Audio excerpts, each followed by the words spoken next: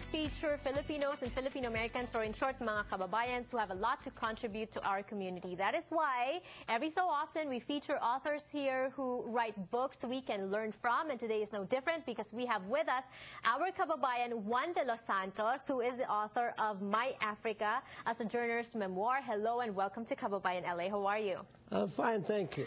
Juan, pag-usapan natin itong libro mo, My Africa. What is this about? It's about intercultural experiences, like how we as Filipinos assimilate other cultures.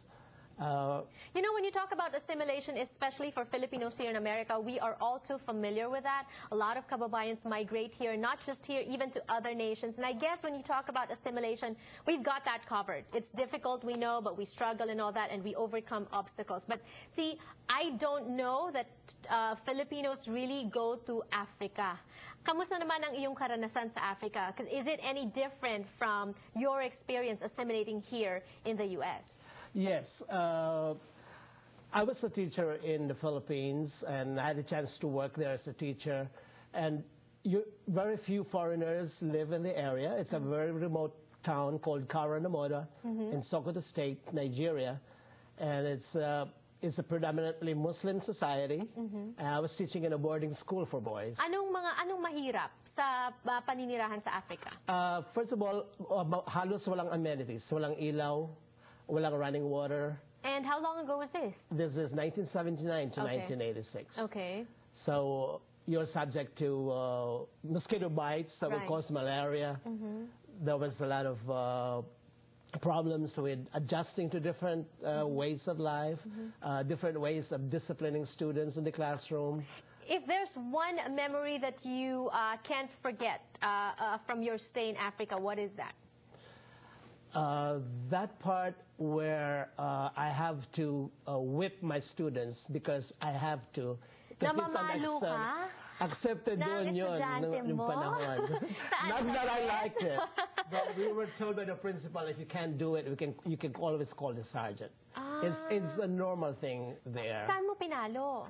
Sa puwet, kumisan. Ano, sinelas, libro? Hindi, there's a whip called bulala, and it's made of cowhide. And I was surprised on my first day of teaching that all the teachers had that whip. And I said, what is that? That's supposed to be our #1 teaching aid. If you want to discipline the students, you should have that. And I know this memory and a lot more memories in your book, My Africa, a Sojourner's Memoir. Kamusta naman ang mga kababayan natin doon? Marami bang Pilipino doon? Nung una ko, kunti lang kami, and then there was a mass recruitment of teachers because not many teachers go to that area. Because partly it's a little depressed compared to the southern part. And so there were several thousands. Well, as a group, we were like 16 teachers and 3 engineers recruited in 1979. But later on, there were more teachers that came in. And you know, that is really a testament to the brilliance of the Filipino people. We are recruited sa iba't ibang mga industries. And I know teachers here in the States, kinukuha din sila eh. But I know that teachers coming here from the Philippines, some of them, we've talked to them here on the show previously, they have a hard time adjusting. Kasi ibang culture dito, ibang mga estudyante, mas headstrong daw. Sa Africa ba, did you encounter that? Maybe not, because you had a whip. Well, yes, but there was also a language barrier.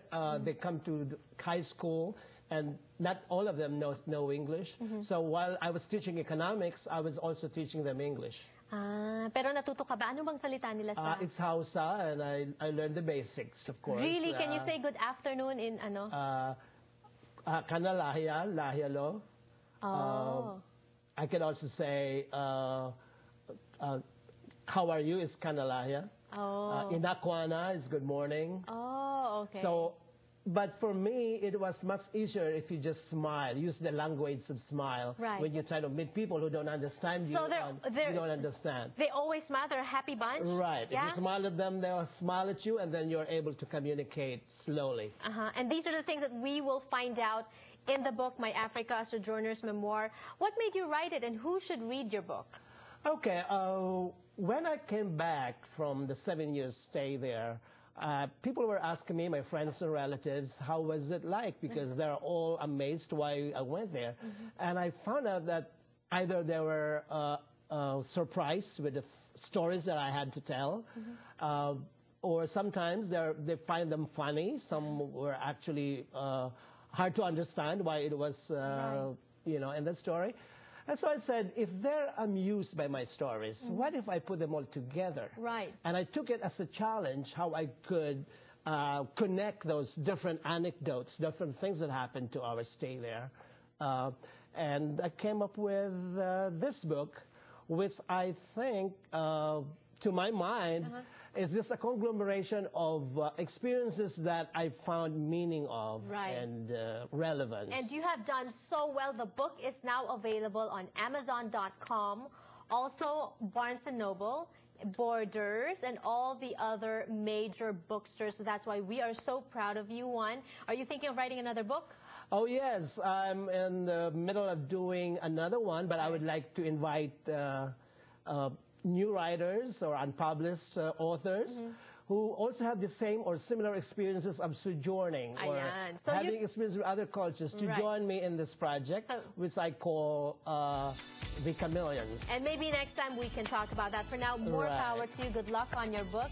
And dito naman po sa Kababayan LA, we are going to meet some more people when we return. Don't go away.